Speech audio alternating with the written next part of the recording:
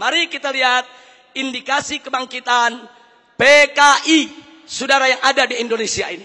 Kita mulai dari yang pertama. Kita semua sama tahu ada kelompok yang begitu ngotot menuntut pencabutan TAP MPRS nomor 25 tahun 1966. Kalau TAP MPRS ini dicabut, yang diuntungkan adalah keluarga besar PKI. Ini indikasi, saudara. Enggak mungkin yang bukan PKI menuntut pencabutan daripada TAP MPRS tersebut. Karena kalau TAP MPRS nomor 25 tahun 66 dicabut, yang untung bukan umat Islam, yang untung bukan tentara, yang untung bukan polisi, bukan, yang untung bukan negara, yang untung adalah kader-kader PKI. Nah, sekarang yang kedua, saudara, sebelum tahun 1998, sejarah pengkhianatan PKI di Madiun 1948 maupun G30S PKI 1965 itu tercantum, diceritakan dalam sejarah Indonesia, masuk dalam kurikulum. Jadi dari tahun 1965 sampai 1998, sejarah pengkhianatan PKI merupakan bagian daripada kurikulum pendidikan untuk pelajaran sejarah Indonesia.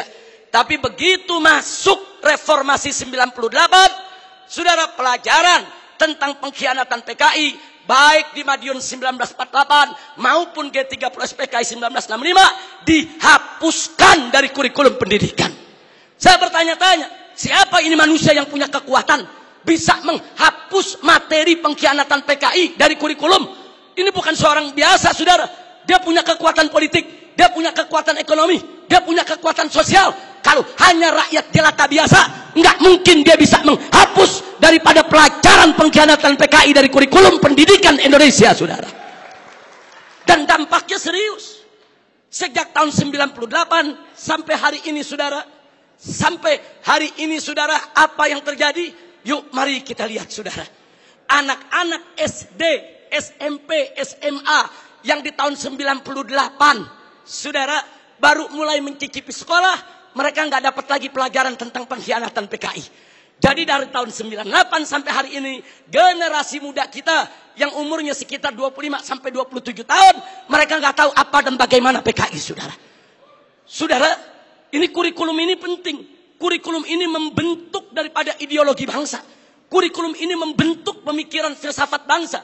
Kalau sudah dihapuskan dari kurikulum, jangan kaget kalau anak-anak muda kita saat ini umur 20-an, saudara, 25 atau 27 ke bawah, tidak ada yang tahu PKI. Bahkan mereka merasa bangga pakai kaos dengan gambar Palu Arit karena ketidaktahuan mereka, saudara. Sebelum tahun 98, saudara, televisi nasional khususnya TVRI setiap tanggal 30 September selalu memutar ulang film tentang pengkhianatan G30S PKI.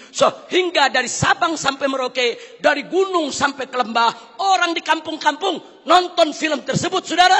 Mereka tahu betapa biadabnya PKI, betapa zalimnya PKI, betapa pengkhianatan yang dilakukan oleh PKI. Tapi sayang, sejuta sayang, setelah reformasi tahun 98, tidak ada satupun stasiun televisi sampai hari ini yang berani menayangkan kembali daripada film pengkhianatan G30S PKI, saudara. Ada apa? Siapa itu orang yang bisa nakut-nakuti televisi? Siapa itu orang yang bisa neken media televisi? Siapa itu orang yang menguasai media di kita punya negeri? Sampai media takut, nggak berani untuk menayangkan film itu kembali, saudara. Nah, ini fakta. Ini merupakan indikasi kebangkitan PKI yang tidak terbantahkan. Omong kosong kalau ada mengatakan PKI tidak akan bangkit. Omong kosong kalau ada mengatakan PKI akan bangkit atau PKI ini sudah final, tidak akan bangkit lagi. Omong kosong, saudara. PKI sedang bergerak. PKI akan bangkit kembali. PKI akan melibas kita semua kalau kita tidak merapatkan barisan dari sekarang, saudara. Dulu sebelum 98 ada Litsus, penelitian khusus bagi pejabat publik di Indonesia, saudara. Seseorang ingin jadi gubernur, ingin jadi kepala daerah, apalagi mau jadi menteri, saudara. Ada penelitian khusus. Siapa dia? Bagaimana ideologinya? Apa keterkaitannya dengan PKI, saudara? Kalau terbukti ada keterkaitan dengan PKI, apalagi mengusung ideologi PKI, tidak akan pernah dilantik oleh negara sebagai pejabat publik, saudara. Tapi semenjak tahun 1998, Litsus ditiadakan. Nah, kemudian baik yang kelima, saudara, putra-putri PKI keturunannya masuk ke partai-partai politik, masuk ke instansi lembaga-lembaga negara, saudara. Dan dari sanalah, saudara, mereka mempengaruhi kebijakan-kebijakan untuk keuntungan PKI. Baik, yang keenam, mari kita lihat lagi, saudara. Kita tidak boleh menutup mata. Sejak tahun 1998, begitu banyak buku-buku yang membela PKI. Dibagikan secara gratis, dijual dengan bebas di toko-toko buku, saudara. Pemerintah kita nggak mampu untuk melakukan tindakan apapun. Real, fakta, saudara. Bahkan ada satu anggota dewan, pimpinan satu komisi di DPR RI, saudara, begitu bangga mengarang buku mengatakan dengan judul "Aku Bangga Jadi Anak PKI". Nggak sampai di situ, bahkan dia karang buku lagi dengan judul "Anak PKI Masuk Parlemen", seolah-olah dia ingin meledek semua yang anti PKI. Manusia-manusia Indonesia yang anti PKI, ada urusan apa dengan kalian? Aku bangga jadi anak PKI.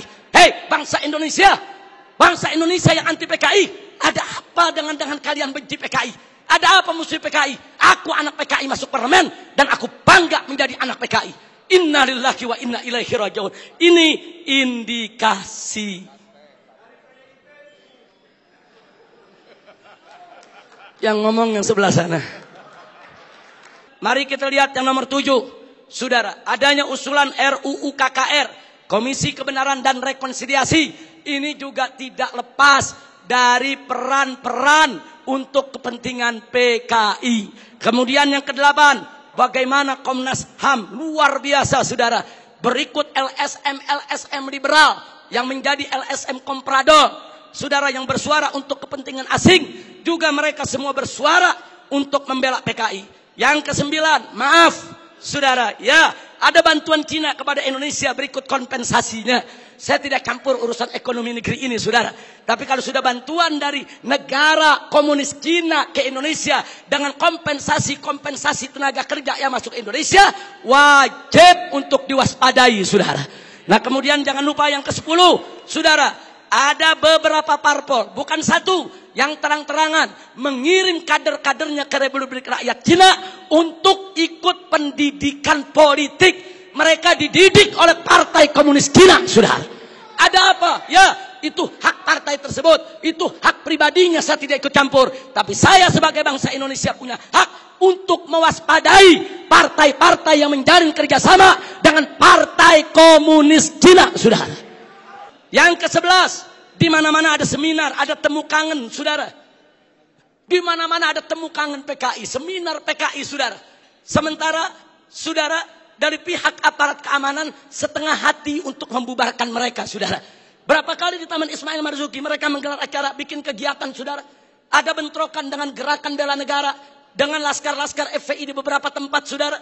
Ada apa? Ada lagi anggota-anggota dewan yang merupakan kader PKI menggunakan kunjungan kerja mereka untuk membuka temu kangen kader PKI sebagaimana terjadi di Banyuwangi beberapa waktu yang lalu, saudara. Yang ke-12, pembentukan ormas Orsospol yang berafiliasi kepada PKI, pemutarbalikan sejarah PKI dan lambang PKI, saudara. Saat ini di kalangan selebritis KUH muda, dan maaf, sampai Menko Polhukam, maaf, harus saya sampaikan, saudara.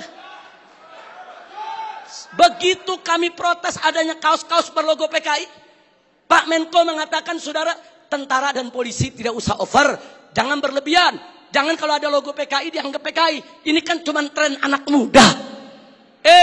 Logo PKI itu termasuk sosialisasi lambang PKI. Itu dilarang, saudara, oleh TAP MPRS nomor 25 tahun 66. Dilarang juga oleh Undang-Undang nomor 7 tahun 27 tahun 99. Dilarang juga oleh TAP MPR RI nomor 1 tahun 2003. Dan dilarang oleh KUHP pasal 107 A, B, C, dan D serta E, saudara.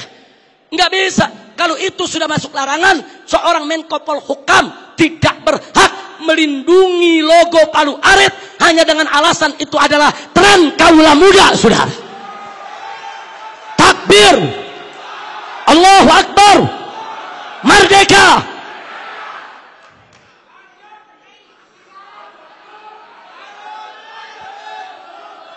Baik, yang ke-15, saudara. Belum lama ini, saudara, ada usulan konyol penghapusan kolom agama dari KTP, saudara.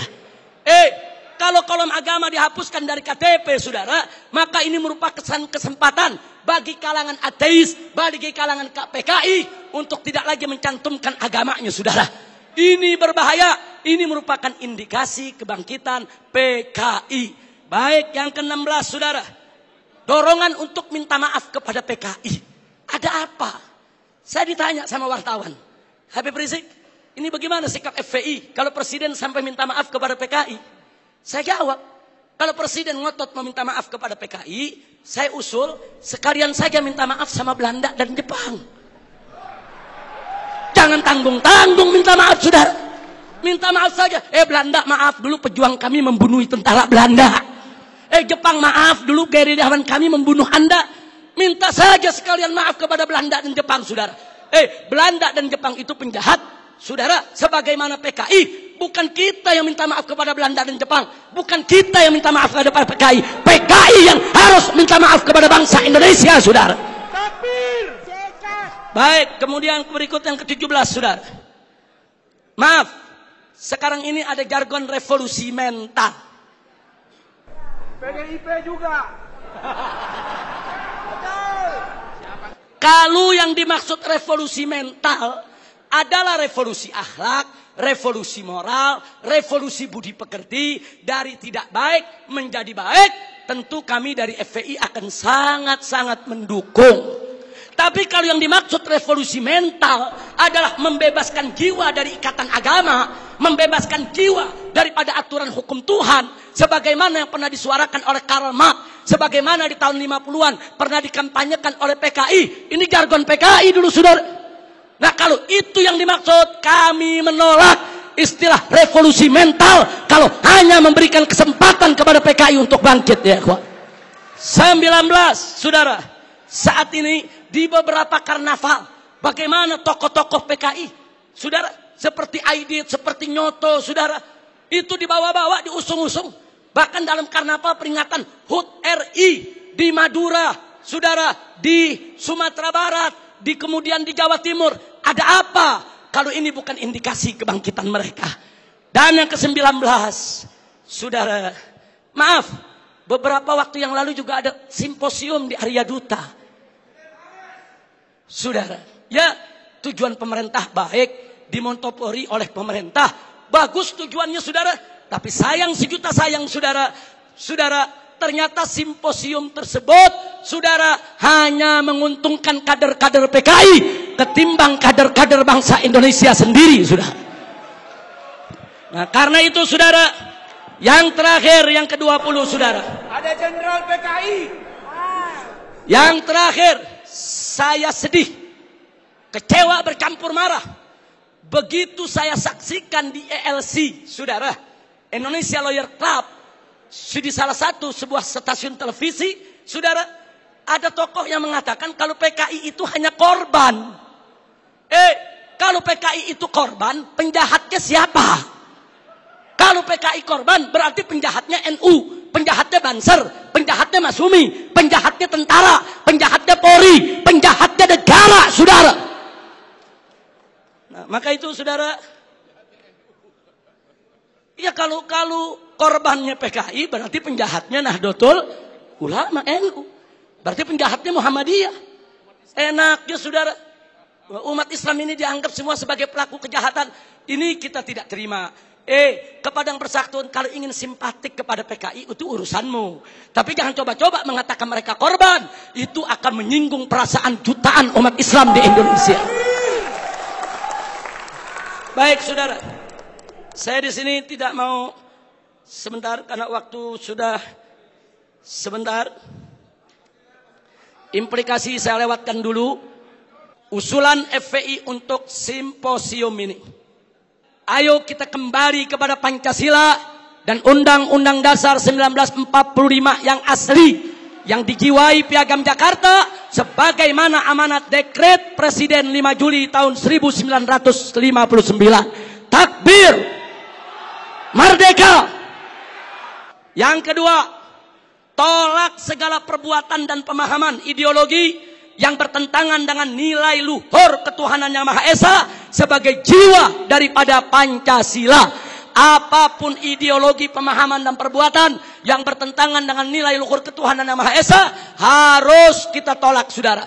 Termasuk pemahaman PKI, komunisme, ateisme, kemudian Leninisme, Marxisme, termasuk segala kemunkaran dan kemaksiatan yang bisa mengundang kemurkaan Allah sehingga bisa terjadi, yaitu malapetaka dan musibah di negeri kita. Yang ketiga, tegakkan dan laksanakan TAP MPRS nomor 25 tahun 66, Undang-Undang nomor 27 tahun 99, TAP MPRI nomor 1 tahun 2003, dan KUHP pasal 107A sampai E. Karena itu kita serukan TNI dan Polri jangan pernah ragu. Anda semua punya payung hukum untuk menindak, menutup, membubarkan setiap kegiatan PKI di seluruh wilayah NKRI ini, saudara. Kemudian yang keempat, ada 5 poin, saudara. Tolak formalisasi rekonsiliasi dengan PKI. Saudara, saya punya cerita. Di tahun yang lalu, 16 Agustus tahun 2015, kami Ormas Islam itu melakukan long march yang diikuti oleh ratusan ribu umat Islam dari Senayan, Sudirman, Tamrin sampai ke Istana. Kenapa kami gelar itu parade tauhid, saudara, dengan ratusan ribu umat Islam? Karena kami dengar dari sumber yang sangat terpercaya bahwa Presiden, saudara, berencana untuk memasukkan, saudara, item permohonan maaf kepada PKI di dalam pidato kenegaraannya. Kita melakukan demo-demo kecil dan puncaknya yaitu tanggal 16 Agustus 2015, saudara. Nah, lalu apa, saudara? Di situ umat Islam sepakat kalau Presiden Jokowi tetap ngotot meminta maaf kepada PKI atas nama negara, kami akan serukan umat Islam, saudara, dan seluruh bangsa Indonesia dari Sabang sampai Merauke, kita turun ke jalan lengserkan siapapun presiden yang membela PKI, saudara. Takbir, merdeka. Nah, kenapa kami tolak formalisasi rekonsiliasi dengan PKI? Karena akan membuka luka lama sejarah dan bisa membuka pintu fitnah yang berbahaya. Yang ingin saya berbagi cerita, saya diundang oleh Menko Polhukam di rumahnya. Kami diajak dialog soal PKI. Saya tanyakan langsung kepada beliau, apa betul Presiden tetap akan minta maaf kepada PKI? Beliau saat itu memberikan jaminan, Habib, Presiden tidak akan minta maaf kepada PKI. Kalau sampai saya menyetujui itu, beliau tunjuk pengawalnya di sebelah Kopassus. Ini anak buah saya, Kopassus akan tembak kepala saya. Nah, terus saya tanya lagi, saudara, kepada beliau, baik, tapi saya dengar Anda dapat tugas khusus dari Presiden untuk mencari formulasi rekonsiliasi nasional berkaitan dengan PKI. Nah, beliau jawab, betul. Jadi beliau tidak menafi, saudara, betul. Saya dapat tugas bagaimana mencari formulasi rekonsiliasi kita dengan PKI. Baik, saya tanya, itu maksud rekonsiliasi itu apa, Pak? Tujuannya apa? Apa tujuannya? Oh, dikatakan supaya tidak ada dendam di antara kita, supaya kita hidup damai. Oh, kita tolak, saudara. Tidak perlu rekonsiliasi yang formal. Sebab, saudara, rekonsiliasi secara alami telah berjalan di tengah masyarakat antara PKI dengan bangsa Indonesia, saudara. Artinya hari ini seluruh kader-kader PKI, keturunan PKI sudah mendapatkan hak sosialnya, hak sipilnya, hak budayanya, hak politiknya, hak ekonominya. Mereka minta apa lagi? Mereka jadi pejabat bisa, jadi pengusaha bisa. Mereka udah nggak diganggu oleh umat Islam, saudara. Itu rekonsiliasi alami, saudara. Tinggal kita minta kepada keturunan PKI tersebut, silakan kalian berkarya, silakan kalian ini berkarir, silakan kalian berjuang untuk bangsa ini. Tapi satu syarat, kami tidak akan ganggu kalian jadi pejabat, jadi bisnismen, jadi pengusaha. Tidak. Tapi syarat, jangan lagi bangkitkan ideologi komunis, jangan lagi bangkitkan partai komunis di Indonesia. Nah, tapi sekarang mereka minta lebih. Mereka minta partai komunis dipulihkan kembali. Dan lebih kurangnya ajarnya lagi, saudara, mereka minta negara minta maaf kepada mereka. Ini rekonsiliasi macam apa? Maka itu rekonsiliasi yang diformalisasi oleh pemerintah, saya khawatir ini akan membuka luka lama sejarah dan ini bisa membuka fitnah yang sangat berbahaya, saudara. Makanya tepat yang dikatakan oleh Kiai Haji Salahuddin Wahid, cucu daripada saudara pendiri Nahdlatul Ulama beberapa waktu yang lalu, kalau presiden pemerintah ini sampai minta maaf kepada PKI akan melukai seluruh perasaan daripada warga NU. Dan saudara, lebih telak lagi yang disampaikan oleh anggota Dewan Pertimbangan Presiden, yaitu Kiai Haji Hasim Muzadi. Beliau sampaikan langsung kepada Bapak Presiden, kalau Bapak minta maaf kepada PKI, bukan hanya NU yang terlukai, seluruh umat Islam bangsa ini akan terlukai. Ini bahaya, ini negeri udah damai, udah tenang. Kita nggak ribut-ribut lagi soal PKI, saudara. Kenapa mau dikorek-korek lagi luka lama, saudara? Nah, karena itu, saudara, kalau ada usulan bongkar itu kuburan massal yang isinya PKI, apa seluruh kuburan mau dibongkar? Kuburan kiai-kiai, santri-santri, saudara, umat Islam yang mereka sembelih, apa semua mau dibongkar? Apa semua juga mau dibangkitkan kembali, yaitu luka lama yang sudah ada?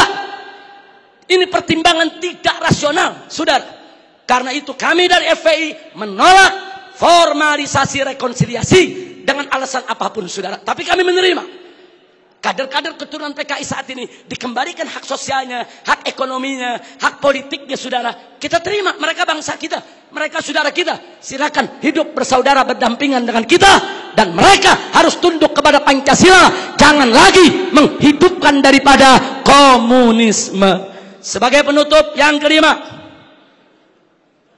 saudara, saya ajak semua yang ada di sini untuk menyerukan jihad konstitusional secara nasional melawan semua gerakan komunis dan neolib untuk selamatkan keutuhan negara kesatuan Republik Indonesia, saudara. Takbir, Allahu Akbar, merdeka. Itu saja yang bisa saya sampaikan. Hadirin Allah wa iyyakum ila siratal mustaqim. Wassalamualaikum warahmatullahi wabarakatuh.